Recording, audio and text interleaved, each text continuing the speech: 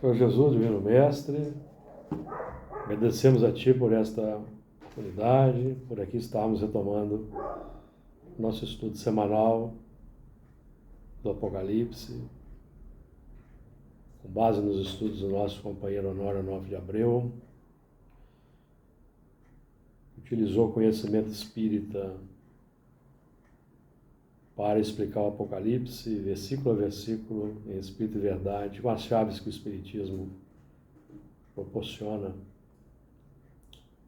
a reencarnação, a imortalidade da alma, que possibilitam um entendimento desses textos extraordinários de João Evangelista. Agradecemos pela prerrogativa de aqui semanalmente nos reunirmos e podermos estudar o assunto. Que as tuas vibrações de paz, compaixão, misericórdia envolvam-nos a todos aqui presentes, encarnados e desencarnados, para que nós alcancemos a evolução, o progresso intelecto moral, que a tua misericórdia favoreça-nos a caminhada hoje. Sim. Muito bem, então, retomando aí nossos estudos, depois de um pequeno intervalo, capítulo 22, a partir do versículo 10. Não, 9 não, Júlio? Não, já estudamos o 9 e o 10. Vamos retomar o partido do 10. Vamos lá. E disse-me, versículo 10, e disse-me, não celes as palavras da profecia deste livro, porque próximo está o tempo. Quem é injusto, faça injustiça ainda. Quem está sujo, suje-se ainda. E quem é justo, faça justiça ainda. Faça justiça ainda. E quem é santo, seja santificado ainda. E eis que cedo venho, e o meu galardão está comigo para dar a cada um segundo a sua obra. Eu sou o Alfa e o Ômega, o princípio e o fim, o primeiro e o derradeiro. Bem-aventurados aqueles que lavam as suas vestiduras no sangue do Cordeiro, para que tenham direito à árvore da vida e possam entrar na cidade pelas portas. Ficarão de fora os cães e os feiticeiros, e os que se prostituem, e os homicidas e os idólatras, e qualquer que ama e cometa a mentira. Eu, Jesus, enviei o meu anjo para vos testificar estas coisas nas igrejas. Eu sou a raiz e a geração de Davi, a resplandecente estrela da manhã. É um texto extraordinário, muito bonito, que encerra aí o nosso Apocalipse. Então, vamos lá, o versículo 10. Retomando, porque nós já falamos dele na semana passada.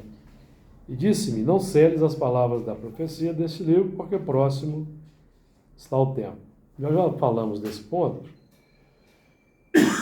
Disse-me, não celes as palavras da profecia deste livro. Será com aquele propósito de delimitar o sentido de uma linha técnica e sistemática de orientação.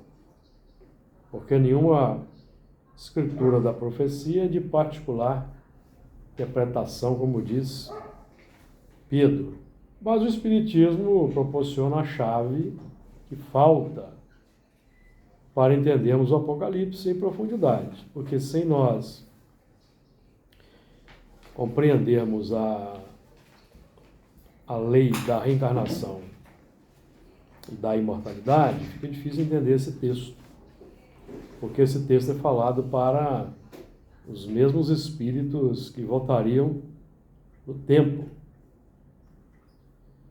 E disse-me, não celes as palavras da profecia deste livro, porque próximo está o tempo. Próximo está o tempo da aferição, em cuja transição já estamos, a aferição já está sendo feita, e o tempo para adesão aos bons propósitos é sempre imediato, sempre próximo. Não pode ser postergado de forma na base da má vontade. Tem que ser adotado a partir do momento em que nós já somos chamados ao entendimento. Versículo 11. Quem é injusto, faça injustiça ainda. E quem está sujo, suje-se ainda. E quem é justo, faça justiça ainda. E quem é santo, seja santificado ainda. Então aqui nós estamos tratando nesse versículo dos nossos ângulos positivos e negativos. Porque nós estamos no mundo de expiações e provas, em transição lenta para a regeneração, e não nos iludamos, porque a transição vai ser lenta mesmo, está sendo lenta. Não existe passe de mágica para com transição. Há quem espere um cataclisma que vai arrasar com a humanidade para fazer uma limpeza. Essa é uma ilusão, uma utopia, porque o progresso é lento, se dá pela substituição dos espíritos que estão reencarnados por espíritos melhores. Esses aí que nós vamos estudar no versículo 12, no versículo... no 12 não, é no versículo 15, são aqueles que não vão ficar. Mas eles estão tendo um tempo aí para reflexões, arrependimentos. Então, estão tendo a oportunidade na Terra de ter algum tipo de informação religiosa, alertando para a necessidade da prática do bem, do amor ao próximo, da transformação moral. Então, mas se quiserem continuar na rebeldia, no egoísmo, no sistema, mantendo o ódio, mantendo esse sistema da violência, eles serão expulsos da Terra, que é o que aprendemos com Kardec no Evangelho segundo o Espiritismo. Então somos nós, ângulos positivos e ângulos negativos. Então, o movimento aí que nos mantém em cima do muro, que é o movimento que nós devemos evitar. E para evitar esse sistema aí da dubiedade, estamos falando aqui do sistema da dubiedade acalentada, voluntária.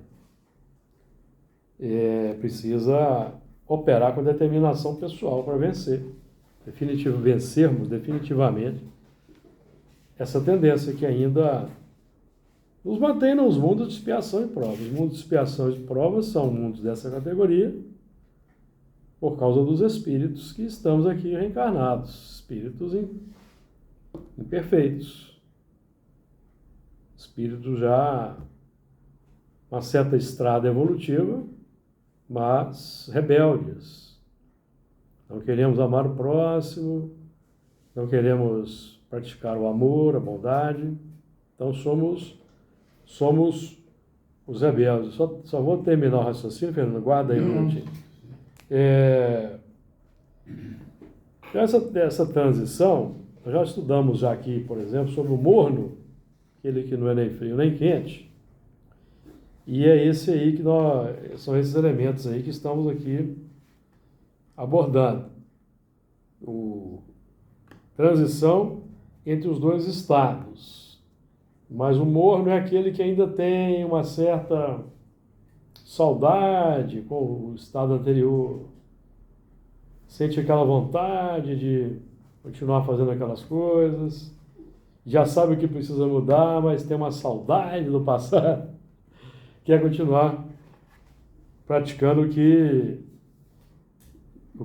gostava. Então, essa dubiedade é o seguinte: às vezes pela manhã nós fazemos uma prece.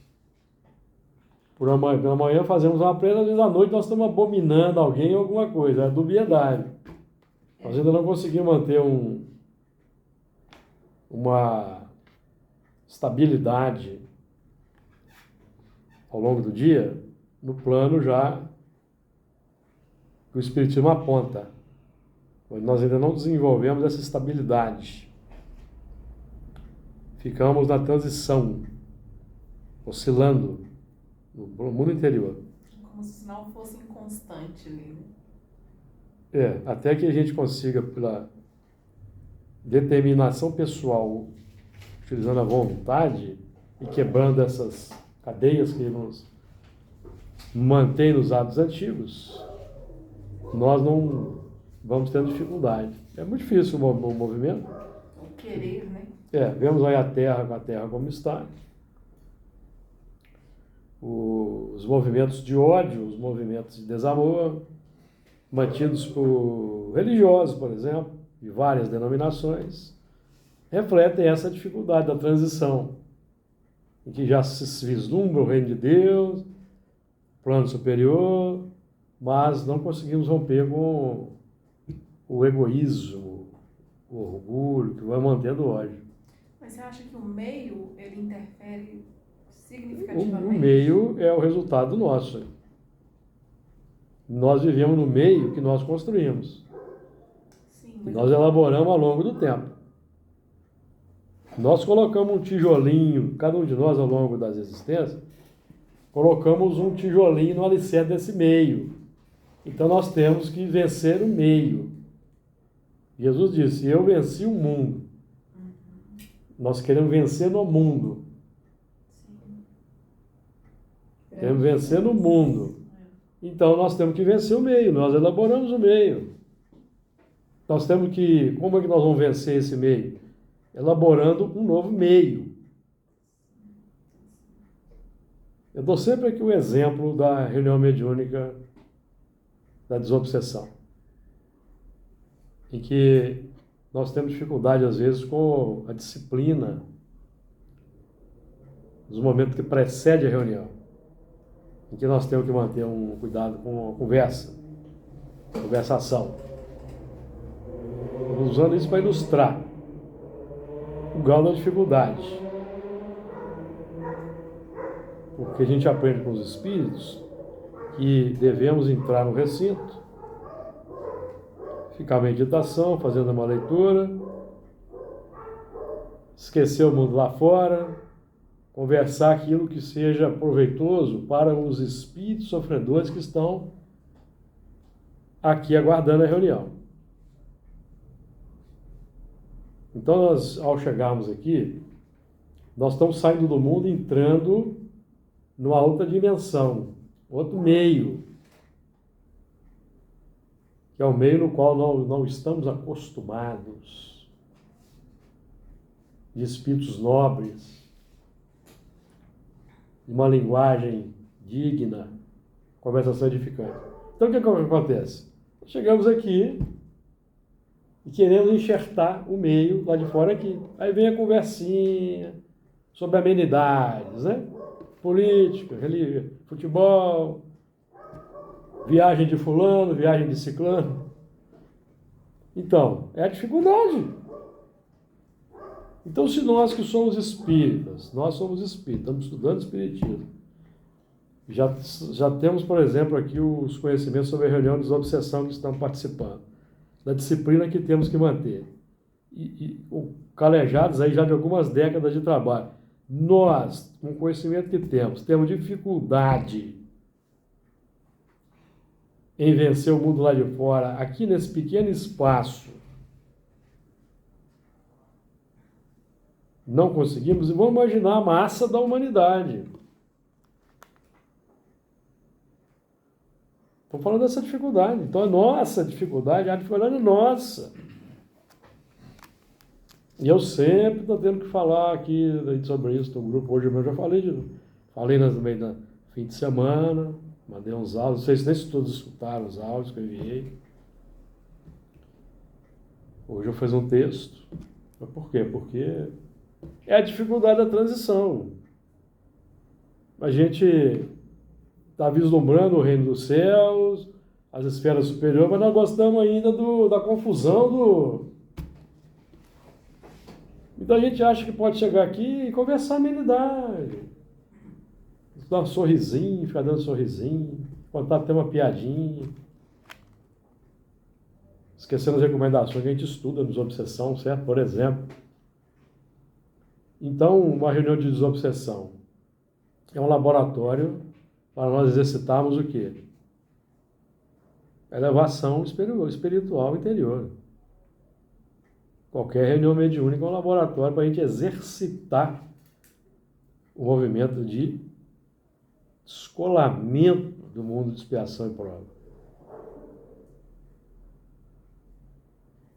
Mas se nós temos dificuldade, nós temos esse conhecimento, temos dificuldade, como é que nós vamos exigir de determinados irmãos que não joguem bomba nos outros? Perceberam?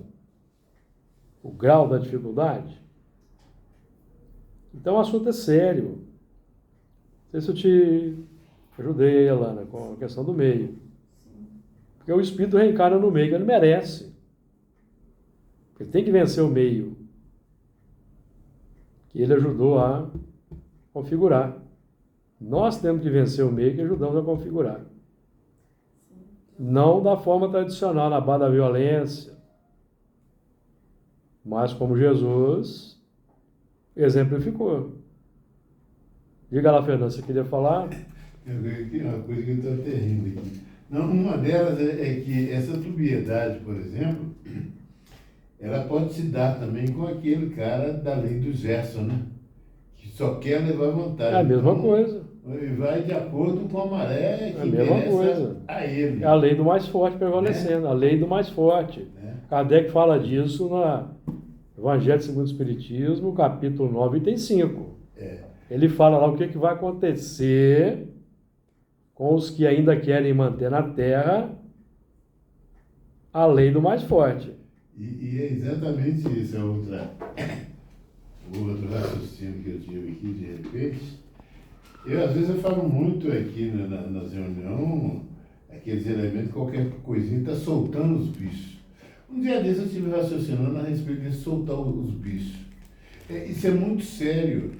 Que ele solta os bichos, mas depois ele vai ter que recolher os bichos todos, os bichos são dele. Tem que recolher, porque... Depois para recolher... Parece uma coisa boa, mas não. Você solta, mas depois você vai ter que recolher um por um. É o saudosismo do passado. Quando alguém diz assim, eu chutei o balde mesmo, é o saudosismo dos tempos antigos, em que nós deixávamos as paixões inferiores, porque a paixão é neutra. Questão 908, 909. 907, 908, 908.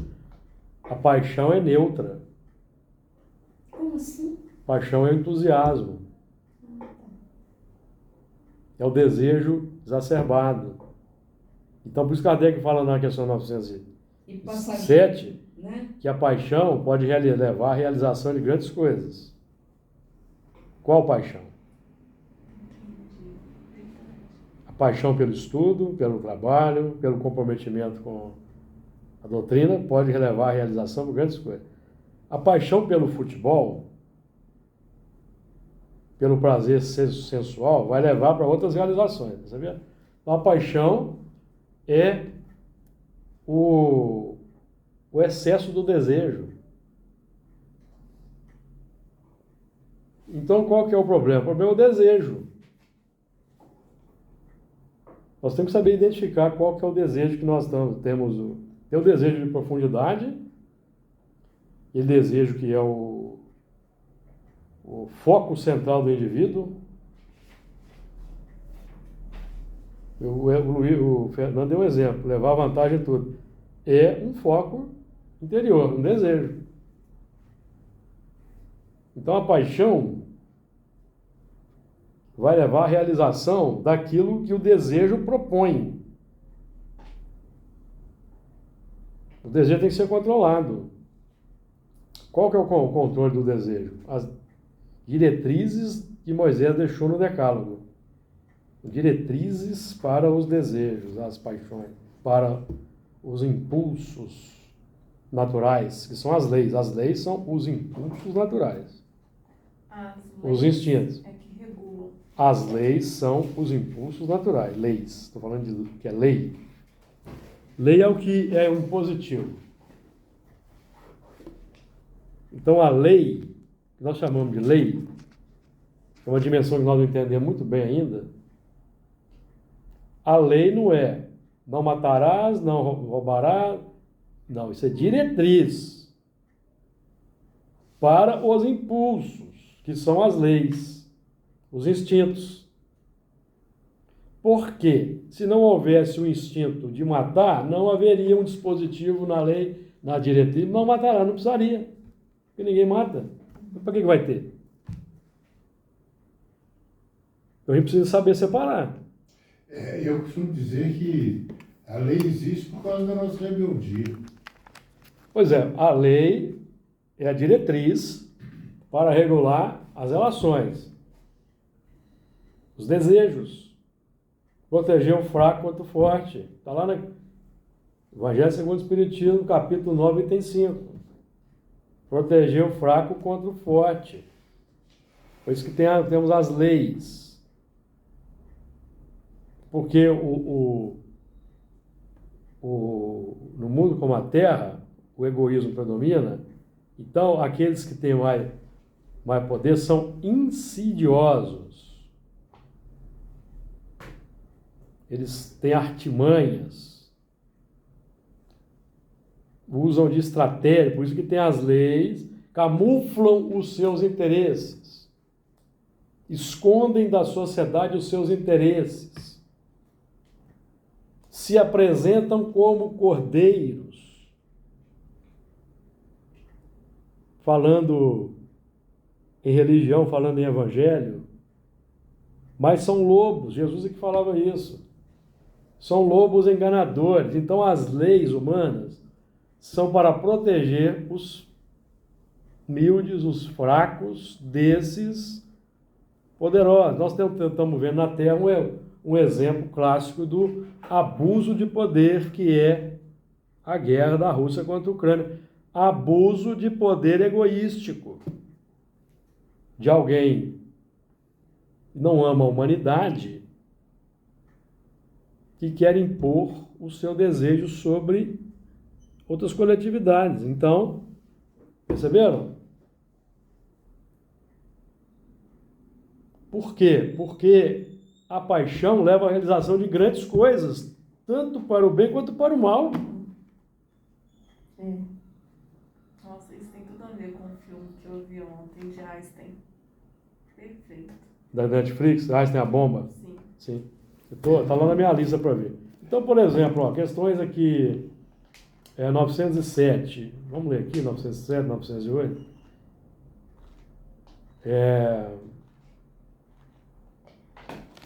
907. Será substancialmente mau princípio originário das paixões, embora esteja na natureza?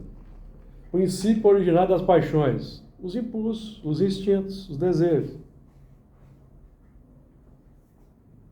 que estão na natureza. Nós aprendemos, desenvolvemos esses instintos desde o reino mineral. Forma embrionária no átomo, no vegetal, mais acentuadamente nos animais, e na faixa da humanidade vamos tomando consciência do que são do que é o princípio originário das paixões, esses impulsos. Não, a paixão está no excesso de que se acresceu à vontade. Então nós temos que saber qual que é a minha vontade. Qual que é a minha vontade no mundo? Qual que é o meu desejo no mundo? É de realmente progredir? É realmente de evoluir? Mas então por que eu não consigo aqui na reunião, no momento que precede a reunião, eu não consigo me ater à disciplina necessária para o trabalho? Por quê? Se o meu desejo é evoluir. Porque Paulo fala disso. O mal que eu não quero fazer, eu faço. O bem que eu quero fazer, eu não faço. Por quê? Porque a minha vontade mesma, aquela vontade inarticulada, profunda, que prevalece, é de manter na confusão do mundo. Aí eu venho para a reunião, chego aqui dentro da sala, eu entro aqui nessa sala como se eu estivesse entrando num salão de festa, num salão de um clube campestre.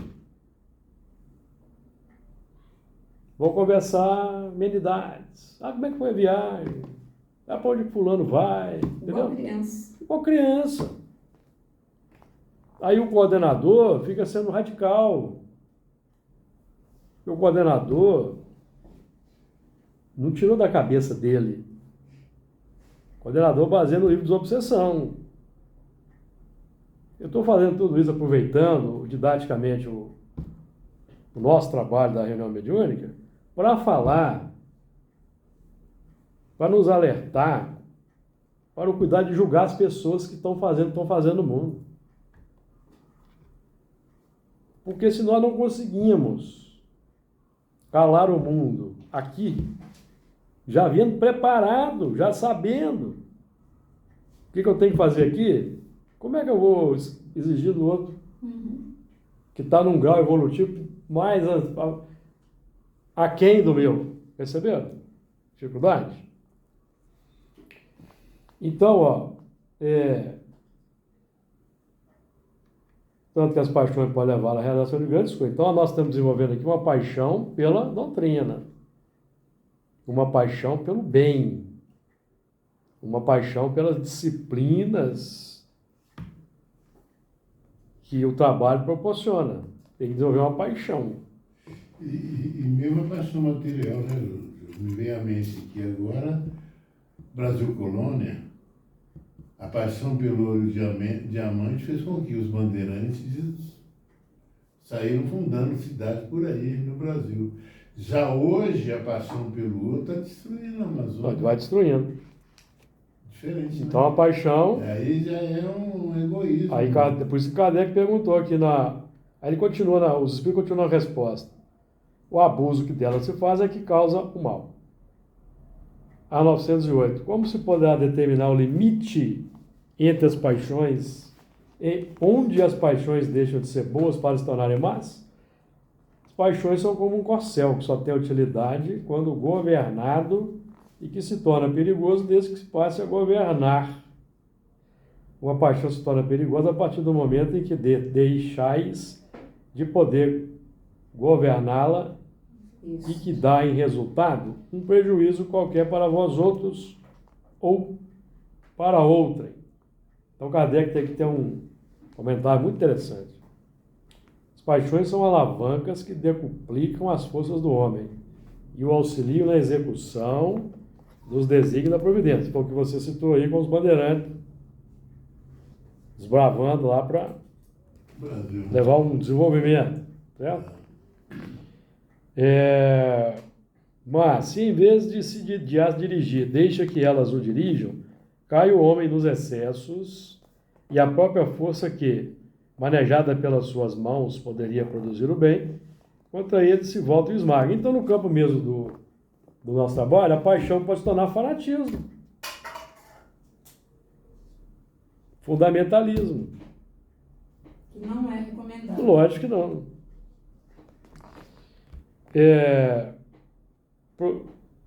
Isso aqui é interessante, ó. Mas, se em vez de as dirigir, deixa que elas o dirijam, cai o homem nos excessos, e a própria força que, manejada pelas suas mãos, poderia produzir o bem, contra ele se volta e o esmaga, porque o mal é o seu próprio remédio.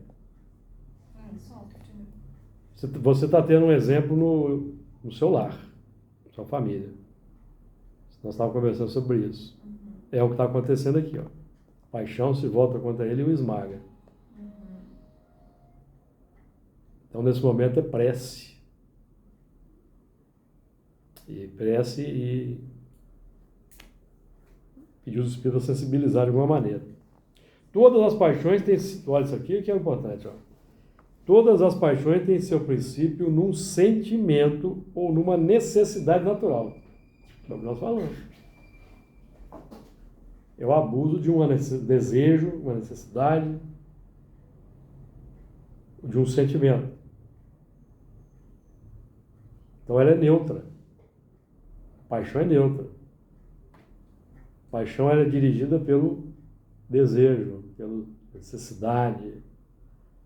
Nós temos que saber o que estamos desejando. Quais são nossas necessidades, né? Para saber atender de acordo com a sã doutrina. Então, as leis de Moisés, o Decálogo, são diretrizes para domar essas necessidades, esses impulsos. Porque o impulso descontrolado se torna uma paixão e vai acabar nos esmagando pela lei do retorno. Lei de causa e efeito, lei do retorno. Retorna para nós. As leis, então, elas têm que ser... Ela é o beabá. Nós estamos aprendendo a conhecer as leis. As leis são os desejos, os impulsos, os instintos. Nós estamos aprendendo a tomar consciência delas.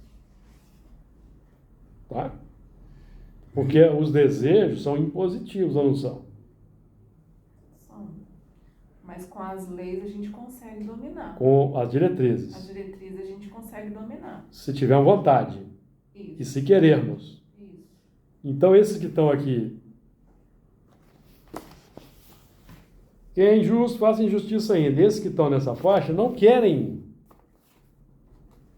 aplicar essa diretriz para domar os seus instintos. Sente dificuldade. O desejo antigo predomina. Por isso que precisamos em tudo, o equilíbrio e a sensatez. É porque alimenta o prazer ainda, né? Alimenta o prazer. E é difícil quebrar. O jogo, bebida. O interesse é maior do que a razão. Aí, de repente, vem um tal de Paulo e fala: aquilo que eu quero fazer eu não faço, o que eu não quero. Meu Deus do céu. A paixão propriamente dita é a exageração de uma necessidade ou de um sentimento. Kardec entendia muito bem isso. É a exageração de uma necessidade, aí vira uma paixão. Exagera. O elemento ele exagera no amor pelo time de futebol, gera paixão. Não vê mais não. Não vê, fica cego. Ele ataca o outro que torce para outro time, vira inimigo. O Deus dele passa a ser o time de futebol. O que é o Deus? O Deus é o foco do desejo. É o objeto do amor, é o Deus. Vai ter um Deus com letra minúscula e um Deus com letra maiúscula. Para desenvolver o amor pelo Deus com letra maiúscula, eu preciso adotar aquelas diretrizes de Moisés para domar esses exageros que vão me levar para o amor ao próximo. As diretrizes de Moisés me levam para o amor ao próximo. O abandono daquelas diretrizes me levam para o amor às coisas.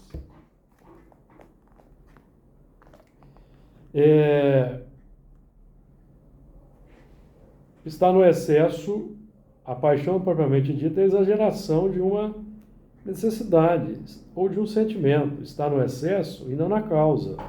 E este excesso se torna um mal quando tem como consequência um mal qualquer. Toda paixão que aproxima o homem da natureza animal afasta-o da natureza espiritual, foi o que nós falamos aqui. Então, o objetivo do Decálogo é nos aproximar da natureza espiritual. Não praticar o Decálogo é levar a vida ao sabor dos desejos e das emoções.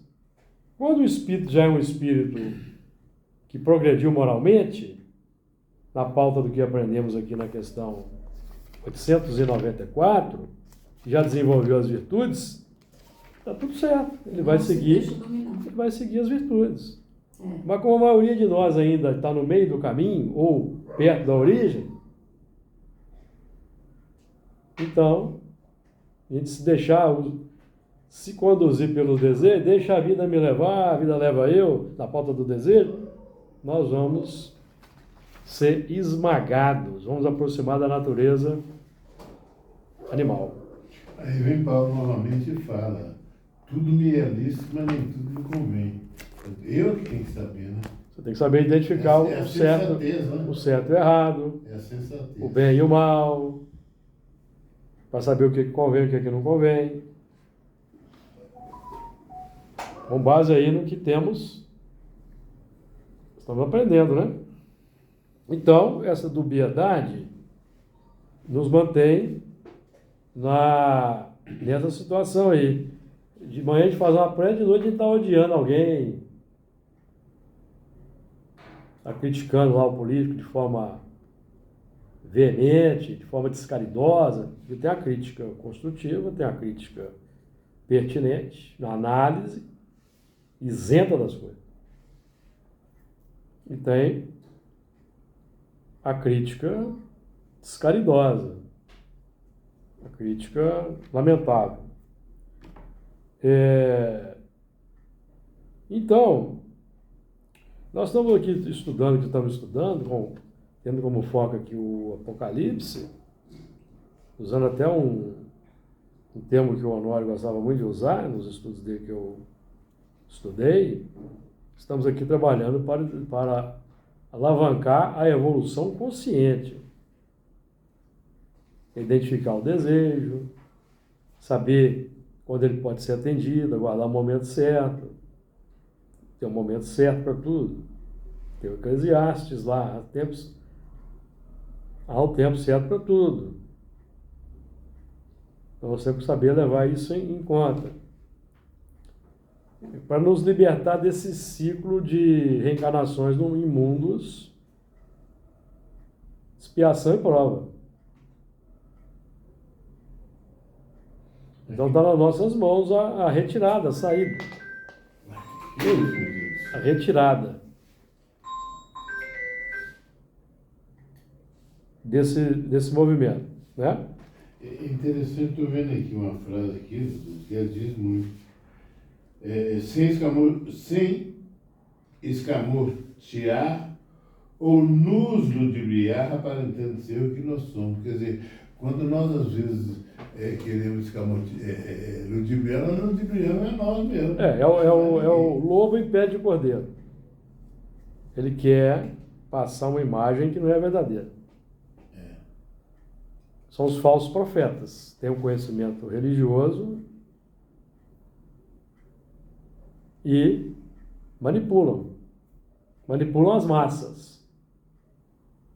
Para isso que existem as leis, para nos proteger dos que têm tendências dominadoras ainda e querem impor a sua vontade no mundo. Temos um exemplo lá na Rússia. É um exemplo clássico de alguém que foi impondo lentamente a sua vontade por processos que nós desconhecemos, a gente imagina o que permeou o processo, o campo político-econômico, foi crescendo em poder, dando vazão ao seu desejo, à sua paixão, para chegar onde queria agora. Está percebendo? E onde ficam as leis aí? Quais leis? Não funcionam. Quando você tem o poder supremo, você manipula as leis. Exatamente. Você distorce as leis. Vai se perpetuando no poder, distorcendo as leis. Isso está se dando também em Israel, né? Semelhante. Israel, está acontecendo. Na Venezuela. No Brasil tentou-se isso, eu tenho que falar isso aqui, porque nós somos mais criança. Tentou-se isso no Brasil, em que se iria perpetuar alguém no poder para impor os objetivos de um grupo.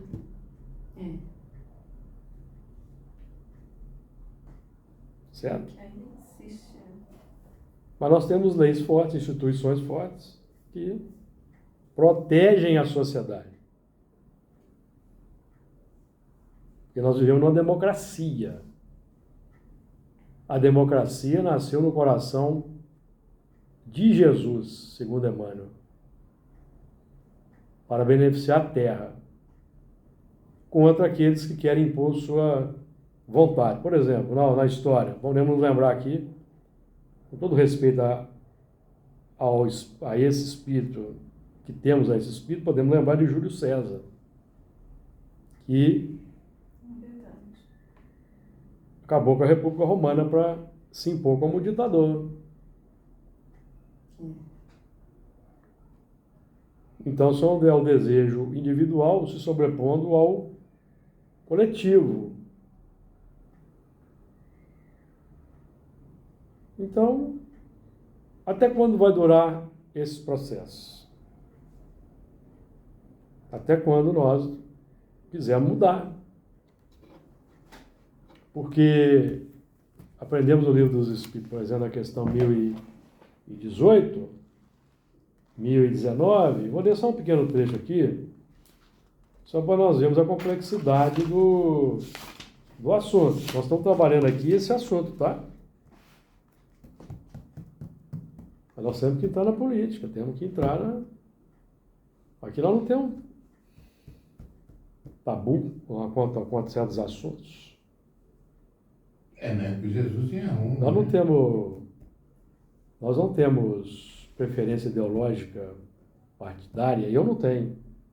Também não. Tenho respeito pela democracia. Isso. Isso que eu tenho.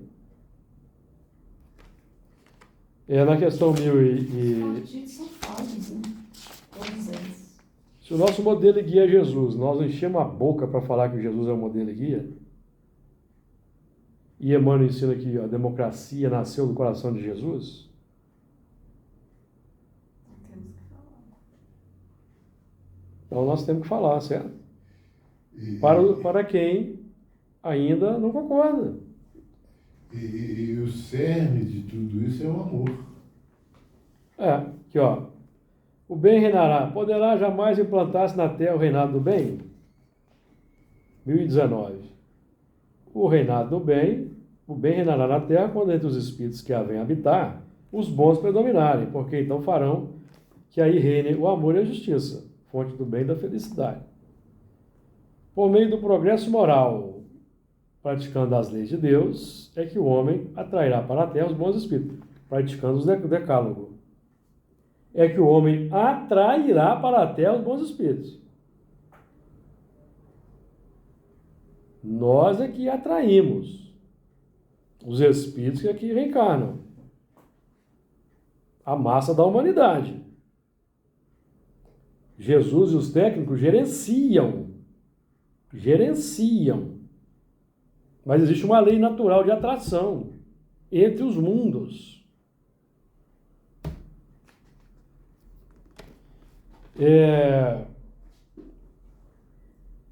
Por meio do progresso moral e praticando as leis de Deus é que o homem atrairá para a terra os bons espíritos e dela afastará os maus. A questão é, nós queremos mesmo afastar os maus? Por quê? Estes, porém, não a deixarão, senão quando daí estejam banidos o orgulho e o egoísmo. Então, enquanto nós cultivarmos o orgulho e o egoísmo, continuaremos atraindo os espíritos maus, que são os instrumentos do escândalo necessários para a gente desgostar do orgulho e do egoísmo. Difícil. Quando é que nós vai acabar? É interessante o seguinte, Não é? né? A doutrina espírita é fantástica. Fico observando o capítulo da influência dos espíritos no mundo material, que depende de cada um de nós. Aí Prática do bem. os espíritos continuam aqui, ó. Predita foi a transformação da humanidade, e vos avizinhais do momento em que se dará. Momento cuja chegada apressam todos os homens que auxiliam o progresso. Então, todos os homens que auxiliam o progresso, e a doutrina espírita Kardec enfatiza que é uma doutrina progressista, que traz ideias progressistas, todos os homens que adotam ideias progressistas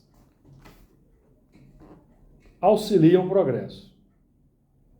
Predita foi a transformação da humanidade, e vos avizinhais do momento em que ela se dará. Momento cuja chegada apressam todos os homens que auxiliam o progresso. Essa transformação se verificará por meio da encarnação de espíritos melhores, que constituirão na Terra uma geração nova. Então, os espíritos maus que a morte vai ceifando dia a dia, e todos os que tentem deter a marcha das coisas, para impor sua vontade, seu desejo, aqui eu acrescentei, tá? Serão daí excluídos, pois que viriam a estar deslocados entre os homens de bem, cuja felicidade perturbariam, irão para mundos novos, menos adiantados, desempenhar missões penosas. Então eles não vão como punição para mundos inferiores, não, eles vão como desempenhar missões penosas, porque não existe punição na lei.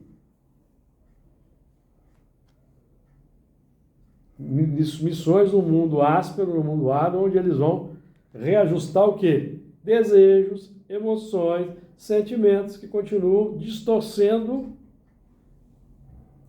a diretriz divina.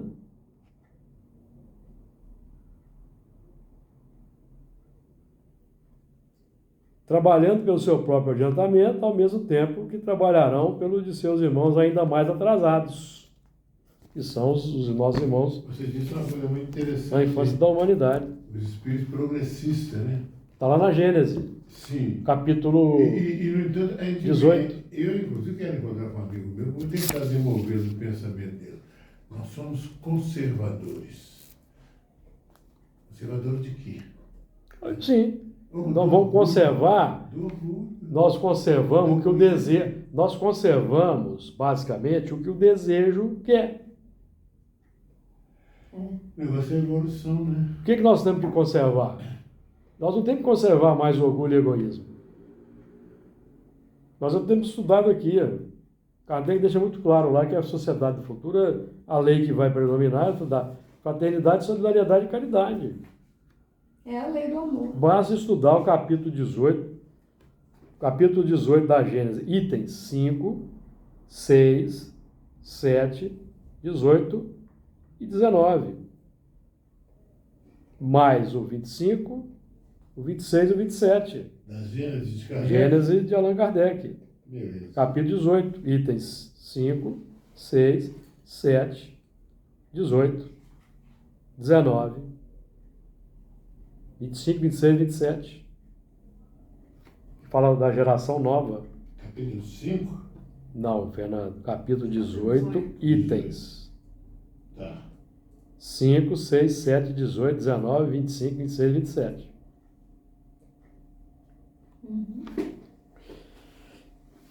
Ali é uma síntese da sociedade que nós, espíritas, idealizamos. Espíritas cristãos. Na pauta da codificação trazida por Allan Kardec, dos ensinos dos espíritos superiores. Agora, nós temos que saber se nós realmente queremos que esse ideal espírita predomine no mundo. Se nós queremos, porque nós temos que abrir mão. Está lá no texto. Preconceito de raça, preconceito religioso. Temos que abrir mão. Nós queremos de fato? É isso? Nós queremos de fato abraçar todos como irmãos? A sociedade brasileira quer isso de fato? Como um todo? Eliminar o preconceito de raça, que nem existe mais raça, isso é da etnia. Preconceito étnico. Agora, Júlio, o combustível do querer pode-se dizer que é o conhecimento? O conhecimento, o progresso intelectual, está aqui no Livro dos Espíritos, questão 785 é o primeiro que é realizado. E na 780, o progresso intelectual, ele é realizado primeiro para diferenciar o bem e o mal, porque o progresso moral começa a partir da identificação entre o bem e o mal e de nós queremos vencer o mal, porque o mal está dentro de nós. O mal é o egoísmo. Nós queremos vencer o egoísmo, abrir mão dos preconceitos, das ideias pré-concebidas. Nós queremos. Queremos, mas não conseguimos. Conseguimos, sim. E quando que você é mil identifica, você sabe. Isso. Porque o primeiro movimento é o conhecimento. O primeiro movimento é o conhecimento, identificar e depois combater. Pela mudança de hábito. Mudança de hábito. Se não mudar hábito, não muda o sentimento. Isso. O hábito alimenta o sentimento. Alimenta o desejo. E aquilo vai crescendo e acaba esmagando. O sofrimento vai esmagar, a dor, os distúrbios, as síndromes, desconforto interior, que as paixões desenfreadas, originárias do egoísmo e do orgulho. Isso que pode. Então são esses aqui, ó. Quem é injusto, faça injustiça ainda. Quem está sujo, suje-se ainda. São as imperfeições. São palavras duras? São, mas não vai ficar na terra quem finge que é bom. Vai ficar na terra quem é bom. E quem é bom é quem pratica a lei de Deus, ele sendo religioso ou não. O elemento, ele pode ser ateu. Pode ser ateu, pode ser cético, não tem problema. Mas existe uma lei universal de causa e efeito, que se executa através da reencarnação, que vai levá-lo para a verdade. Então, aquele que é ateu, que é cético, acredite pelo menos no decálogo, nas leis. Não roube, não mate, não cobice, não inveje, não adultere as leis. Seja um bom cidadão humano. E aí ele vai estar no caminho certo. Nós temos que desenvolver o senso de humanidade. E é o que diferencia aqui, ó. O que diferencia aqui é o senso de humanidade. Muito ateu melhor. Não estamos falando de religião, não. Né?